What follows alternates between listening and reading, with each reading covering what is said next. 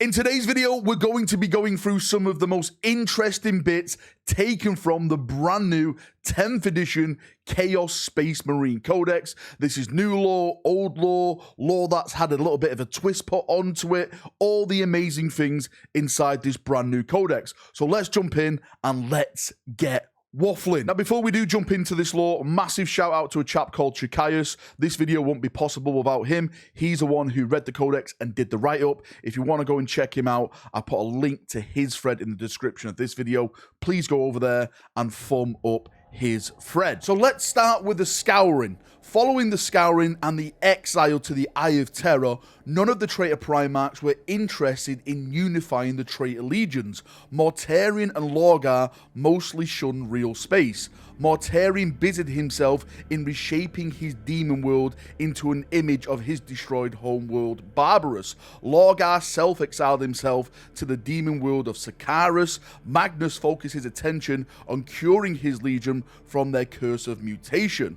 Fulgrim lost himself in a spiral of excess and pleasure. Perturabo fixated on pursuing his vendetta with the Imperial Fist rather than the pursuit of grand conquest, and with so no unifying leader, the traitor legions were fragmented by infighting and the cruel whims of the Chaos Gods. When Abaddon rose as War Master, he resolved to learn from the mistakes of his Gene-Sire. He swore to never bend the knee to the Chaos Gods, and to never sell his soul to them, no matter how tempting their offers of power. Abaddon refused to surrender his morality for immortal power, and guarded it well. The 13th Black Crusade has not ended. It's reaching its peak in the Indomitus era. Though Cadia has fallen, the war for the Cadian Gate continues. Furthermore, Abaddon is expanding his war from elsewhere, such as the Enactment Gauntlet. These are but a few of the schemes Abaddon seeks to enact to topple the Imperium. Should Abaddon succeed in them, then the power of chaos will be unleashed from the warp towards Terror itself. With each conquest, Abaddon paved the path towards Terror.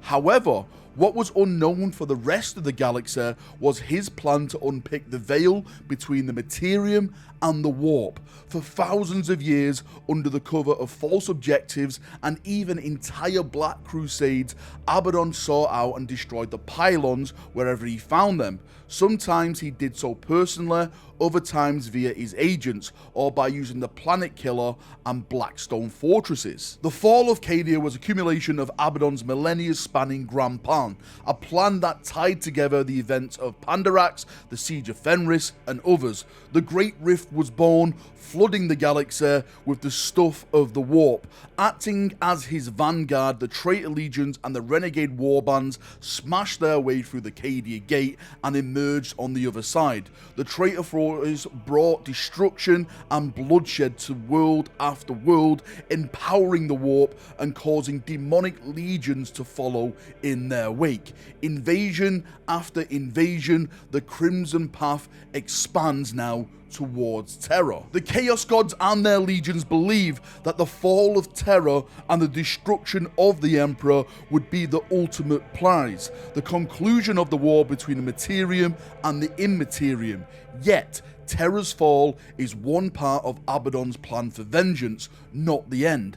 Abaddon is aware the ultimate victory of the Chaos Gods would be bad for his mortal self, so he has no intention on depending on the Chaos Gods in achieving victory he seeks. For now, Abaddon is all too content to have the forces of chaos carve a path towards Terror. In the age of the Great Rift, the forces of chaos are prowling the stars in numbers not seen since the Horus Heresy. Not even the Imperium Sanctus is safe from their wrath. However, it is the Imperium Nihilus where they are at their strongest. Isolated from each other and shorn from the guiding light of Terror, the isolated bastions of the Imperium are being beset by the forces of chaos from within and without. Overstretched defenders of the Imperium still valiantly attempt to stem the overwhelming tides of chaos. Chief among them is Dante and the returned Primarch the Lion, who rages against the encircling darkness. Yet their efforts are nothing but futile gestures. candles of hope set before the raging inferno of hate. Guilliman has launched the Indomitus Crusade to save the Imperium from collapse, yet even this colossal assemblant of Imperial might cannot hope to repel every Chaos incursion. Conflicts are flaring up in every segmentum of the Imperium, and in each the influence of the Despoiler can be felt. Though Chaos is ascendant gutted on the conquest of slaughter, Abaddon knows that he must maintain the momentum of his Black Crusade by feeding it constant conquest and victories, or else risk his forces fragmenting before he could topple the Imperium. Abaddon and the Black Legion value renegades from Space Marine chapters who join their ranks. These turncoats bring them an abundance of information about the Imperium and its defenders, allowing Abaddon formidable intellect to fashion accurate and complex plans that inflict the maximum damage to the Imperium. In the past, it allowed the Black Legion to deceive sector fleets, steal gene seed from loyalist chapter strongholds, and strike at key industrial zones. Lord Idarox Quan is one of the most singular dedicated Black Legionnaire commanders to fight against the Imperium. His focus on the Long War resulted in him rejecting the blessing of the Dark Gods and surrounding himself with fellow true veterans of the Long War, whose thirst for vengeance remains undimmed. His focus, his dedication, has led Abaddon deploying him to crucial war zones. He's currently serving in the KD system, purging the last Imperial holdouts. When the Great Rift opened, 3 stars of the system close to the galactic core and bordering the territories of the Great Thurian League were swallowed up by the expanding warp storm known to the kin as the Ogavar. The surging warp energies resulted in the trio of stars going supernova at the same time, creating a nebula of tainted clouds and astral debris riddled with warp rifts, which acted as a refuge for many Chaos warbands. One of these warbands were the Iron Warriors, and a warband known as a Briel's Claw. The determined Iron Warriors took to besieging the mighty strongholds of the kin, and several fell before them. Traitor fleets have no fear of the raging tides of the warp. The remarkable ease which the heretics are navigating the turbulent warp makes it seem like the hands of the Chaos Gods protect them as they emerge over their prey worlds. Within the darkness of Imperium Nihilus, the traitors have enacted butchery and atrocity on epic proportions on isolated worlds of the Imperium. The luckiest of their victims are those who meet quick ends. Those who survive face a fate worse than death at the hands of the heretic. Worse still for humanity, within Nihilus, many of the traitors' unnatural abilities and blessings are being empowered. Their war gear swell and blaze with the power of Chaos Gods, and the sorcerer are reaching new levels of dark majesty and potency.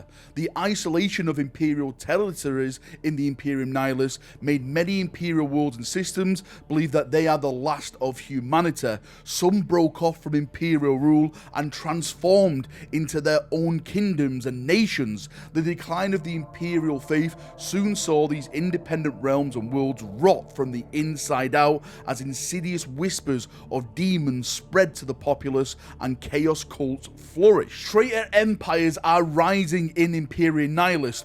Worlds that have once served the Imperium now fuel warbands and legions of chaos with their resources and industry. Abaddon has a hand in the creation and location of some of these heretical empires. It is unknown whether these empires are part of some scheme or his, or merely a vision of the galaxy under his rule. Vastor origins are still unknown, forgotten by history. It's possible that he was created by the technologies and scientific advancements during the dark age of technology, spawned by the galaxy-shaping technology of the old ones, or came to being when primitives first managed fire and created sharp tools. Vastor and Perturabo still enjoy a beneficial but less than friendly relationship with each other. They cooperated in many nightmarish projects. The Demon Primarch has regularly allied his Iron Warrior warbands with the Arkenfane. And when it comes to Vashdor, we have more information about the Wormwood. The Wormwood is a perversion of a tunneling device used by the Old Ones to create the Webway. It is the key for the lock of a vault that contains a godly weapon capable of altering the fate of the galaxy. In search for the lock, the Wormwood carves its way through the Webway and real space in an insane pattern only known to Vashdor. The Wormwood is unrestrained by the laws of time and space. The Imperial agents are struggling to catch up with the Wormwood as it emerges into sectors across the galaxy. The Demon World is crossing vast tracts of space in mere hours that would have taken Imperial fleets months to sail through. By the time the Imperial fleets heeded distress calls and arrived at Wormwood's reported location, the demonic world engine would have long departed, having left behind nothing but ruined worlds and tears in reality. Even the Eldar, who were enraged at the corruption of the Webway technology and fearful of the damage Wormwood will inflict on the Webway tunnels, are struggling to track down the Wormwood. Their seers are unable to crack the code of Vashdor's insane search pattern. Only Craftworld Altazar, due to their bitter experience of the warp and its mutilation of reality, are making progress in tracking the Wormwood. However, thus far, the Eldar's efforts to draw Vashdor into battle were met with only failure. Vashdor is a timeless being. Linear time is of no consequence to him. While the efforts of his foes might delay his search, he will have his prize sooner or later. Vashdor also has a near limitless control over technology. The nature and origin of the technology do not matter to Vashdor. His understanding is without limit. Vashdor can unmake or take control of any device created by mortal hands with a mere gesture. The Dark Mech provides the host of Chaos with armor, weapons, demon engines, and even battle fleets. Without the Dark Mech, the armies of Chaos might grind to a halt. Where the physical shells of captured Imperial war machines are desecrated and reshaped into horrific forms, their machine spirits are sent to the soul forges within the warp to be driven to madness. Some soul forges are rumored to predate mankind, that they are eternal and ruled over by unknowable entities. Abaddon is not only feared by the High Lords of Terror. Within the halls of the greatest Xeno empires, the War Master's name invokes fear. So mighty has Abaddon become after 10,000 years that only demon primates could challenge his position. Yet these figures are too focused on their pursuit to risk war with the Despoiler and his vast legions. Only Abaddon can unite the forces of Chaos. To do so is a continuous fight for the War Master, especially when marshalling allied forces whose allegiance belong to the gods alone. Getting these opposing servants of Chaos gods to set aside their rivalries, not only for a short period of time, but for years, is proof of his supreme willpower and his high regard and fear felt towards him by traitors, even by those who hate him and wish him to fail. It's now revealed that Harkon Worldclaimer was once a Night Lord. His ruthlessness saw him rise to the command of the Night Lord warband known as the Gloom Talons. Harkon would lead his warband into raids of the worlds of the Imperium. He would always proclaim his victory and the world's doom on the Vox broadcast before leading his formation of raptors through the night skies to butcher any fools who resist or make examples of them. Harkon would kidnap the leaders of Imperial worlds and give them the choice of swearing fealty to him or suffering a prolonged, agonizing death. Through the networks of spies, Harkon ensured the Imperial leaders who bowed before him were kept in line. Thus, Harkon grew rich in wealth and plunder. However, despite his success as a pirate and a raider, he found no satisfaction. He felt empty. His black heart yearned to strike a lasting blow against the Imperium. Harkon's prayers were answered when Abaddon's attention fell on him.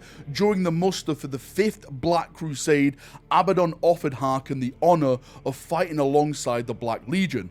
Abaddon was straightforward with Harkon. He did not promise Harkon riches and plunder, but the chance to strike a telling blow against the hated Imperium, and if he served Abaddon, he would grant him further chances to bleed the Imperium. If Abaddon peered through Harkon's soul and fulfilled his deepest desires, Harkon then knew that he was standing before greatness, a warlord with strength, charisma, and vision to bring the Imperium crashing down. The Iron Warriors honor the Chaos Gods as a pantheon. Though few among their number are truly devoted, their true loyalty belongs to their demon Primarch, whom they believe saved them from being sacrificed by the Emperor. Many Chaos Warlords look down on the methods of the Alpha Legion, but Abaddon does not.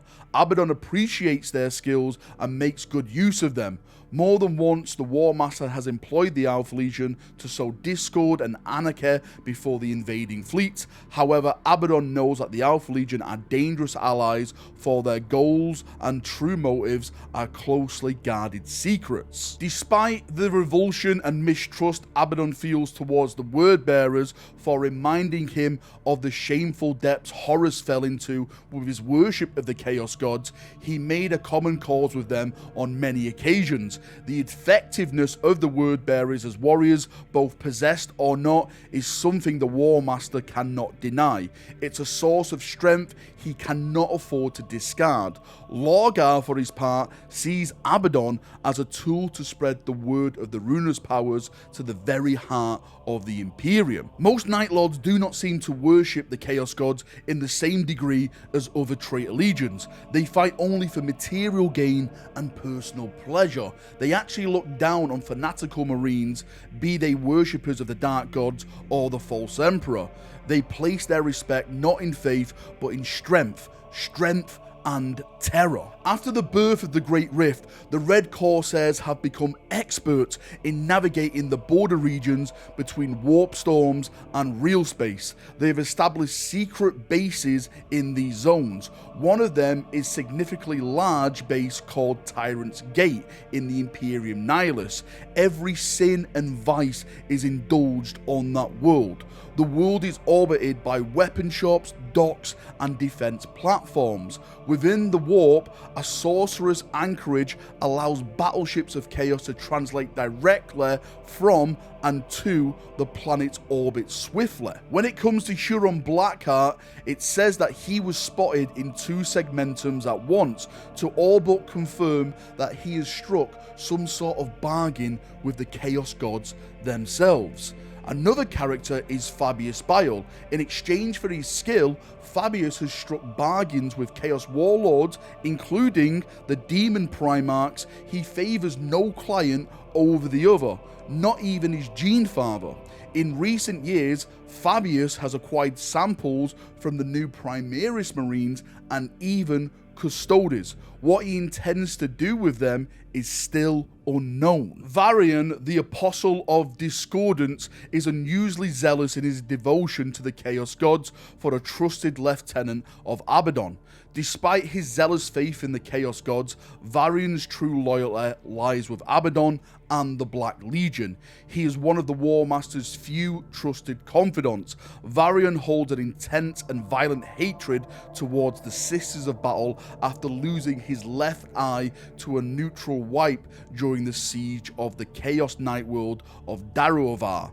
Abaddon has dispatched Varian to aid Harkon Worldclaimer in seizing the control of the Nachmant Gauntlet. And that is the end of the lore. Again, this is just some of the main things that was picked out through the Chaos Codex. I'm sure there's much more things in there if you want to get it and read it for yourself. But again, a big shout out to Shaskais for doing this write-up. I love the stuff about like the Iron Warriors taking on the Leagues of Votann and destroying them. And I think that last extract of Varian heading to the Nachmant Gauntlet may be leading to some rumors that I've heard that the Nachmant Gauntlet is going to be won by Chaos, and it's going to start turning the tide in Chaos's favor. So yeah, potentially a lot of big storylines may be coming out of these little lore segments that we got from that write-up. So thank you for coming, thank you for watching. If you've got any thoughts, feedback, anything like that, post it down below. I'm have a nice little chin wag down in the comment section, as we always do. See ya, have a great day, and bye-bye.